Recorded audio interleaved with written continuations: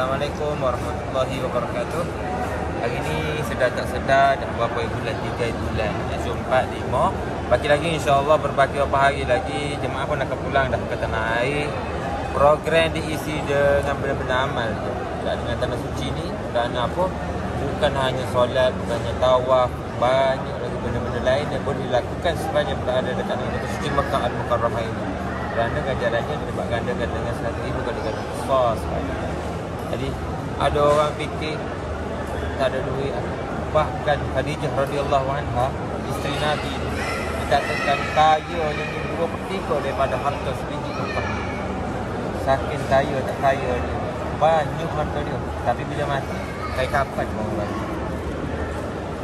Dahsyatnya. Apa? Sedekah je kerjanya. 24 jam kerjanya sedekah. Mati kayak kapan pun daripada yang lain, bukan daripada hati. Nak bagi tahu hebat sampai tahap tertentu sekali. Jadi tak merugikan, bahkan dilipat gandakan lagi kita punya rezeki. Ada pernah juga satu kisah daripada lama dah saya dengar kisah ni daripada ingat saya. Wanita ni dia mimpi dan di dalam akhirat sana tu ibu dia ni sedang dibakar oleh api neraka. Dan dia hanya berlindung dengan 2 perkara saja. Yang pertama, kain buruk. Yang kedua, keju. Sebab apa? Dalam hidup dia hanya sedekah 2 perkara itu sahaja. Dia lindung dengan keju atau kain buruk daripada panasnya api neraka. Jadi dia tak mampu nak lindung dengan lain sebab dalam hidup dia tak bersedekah benda-benda lain. Jadi pentingnya kita bersedekah sebab nanti insya-Allah dia akan pakai kita dengan halang kita dengan perkara api neraka sama. Tapi dengan ikhlas hati. Wajib. Kita bersama. Sedekah kodrat. Tak sedekah harta, sedekah kodrat. Sedekah ilmu. Tak ilmu. Carilah telepon. Saya ingat satu benda je. Dalam hidup ni, nak cerita pasal akhirat, satu journey yang panjang. Tapi kita cerita pasal jodoh kita dengan sakaratul maut. 3 amalan yang akan ikut dengan kita lah. Satu, ilmu. Saya pun tak ada ilmu sangat lah. Ilmu geografi pun tak berapa dapat fail. Ilmu hisab pun fail. Okey.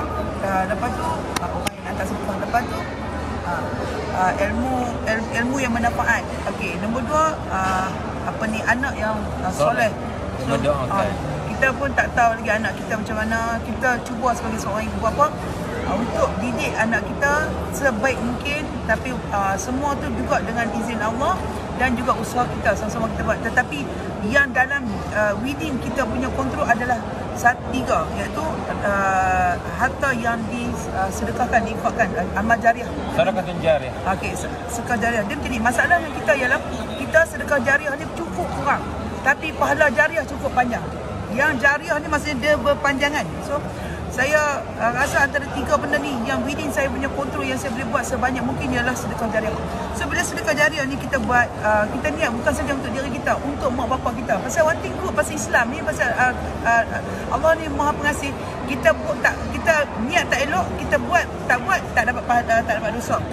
Tapi kalau kita niat yang elok, Allah bagi dia pahala, buat lagi dapat pahala. So bayangkan di sini bila kita niat, aku nak pergi Mekah, aku nak sedekah, dah dapat pahala dah. Lagi pula dapat 100,000 kali ganda pahala. Dan bila kita buat tu, setiap kali saya buat, saya kata, ya Allah Tuhan, sebanyak mana nasi dalam bekal tu, kalau satu butir kebaikan yang bagikan satu suap tu membuatkan orang kenyang, satu kebaikan bersamaan dengan 100,000 kali ganda, bagilah yang sama juga pada mak bapak aku.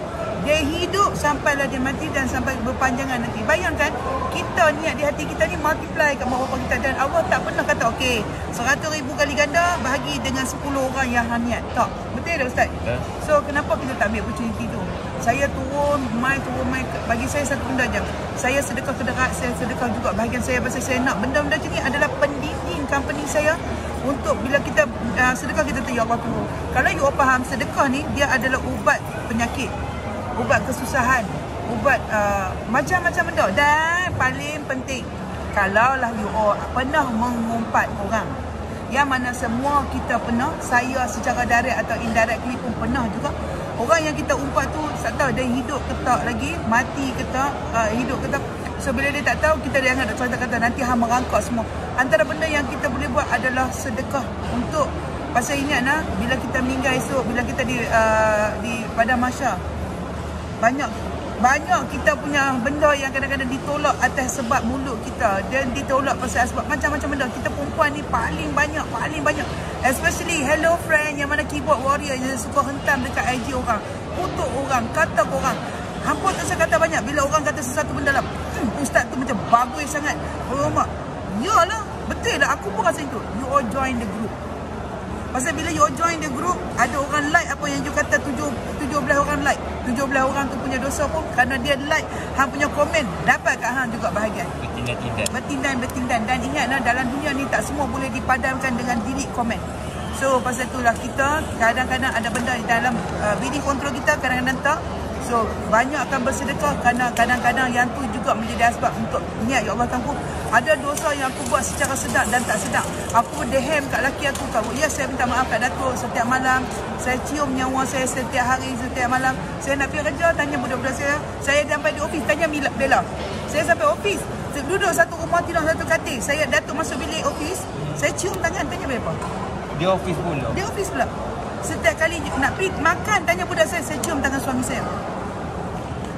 Pasal dalam antara cium ke cium tu, reda suami, kadang-kadang kita ada benda yang kita tiba-tiba tak terdetik, tak suka atau tak puas hati kat suami, yang buatkan dosa Allah duduk kat tengah tu, yang akan ganggu kita.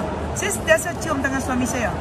Okey, bagi saya buat yang sebaik mungkin, pasal kita tak tahu apa nak jadi dengan kita esok. Dan kita sentiasa dalam keadaan yang mana sakaratul maut ni, dia anytime, anywhere dia akan main menjemput kita. Okay, kita kena ingat satu benda, iaitu kulun nafsin za'iqatul maut. So insyaAllah yang tu je. Kita ada lagi 2 hari ya Ustaz? 2 hari. 2 hari. Hari ni kita buat sedekah Jumaat. Sehari malam kita nak hantar Al-Quran masuk. Dan besok taib, pagi kita buat sedekah subuh. Kita lepas tu kami nak buat rayun tawaf. Esok petang kalau ramai yang nak, kita boleh buat juga Al-Quran dan juga makan. Dan Ahad adalah terakhir. Ahad adalah sedekah subuh sahaja. Dengar bila kita bersedekah, malaikat berdoa untuk kita. Bila kita menyekat rezeki kita, banyak benda juga yang akan tersekat di kita. Tak rugi kita salurkan rezeki kita kat bumi yang penuh barakah di rumah Allah. InsyaAllah, salam daripada Mekah. Dan ada apa-apa Ustaz yang terakhir? Tak ada apa-apa dah. InsyaAllah bismillah ta'ala, minta Allah SWT terima amal ibadat ini sebaik-baik. Dan insyaAllah subhanahu wa ta'ala juga jemput semua nanti follower-follower jadi tetamu Allah, tetamu Rasulullah SAW. Selamat datang kepada tetamu haji bakal datang, dan juga tetamu umrah yang akan pulang akan dikosongkan oleh kerajaan Saudi sebentar lagi dalam masa tidak. Ini antara grup terakhir. Assalamualaikum. Salam. Jumpa kita. Dah, Hussein.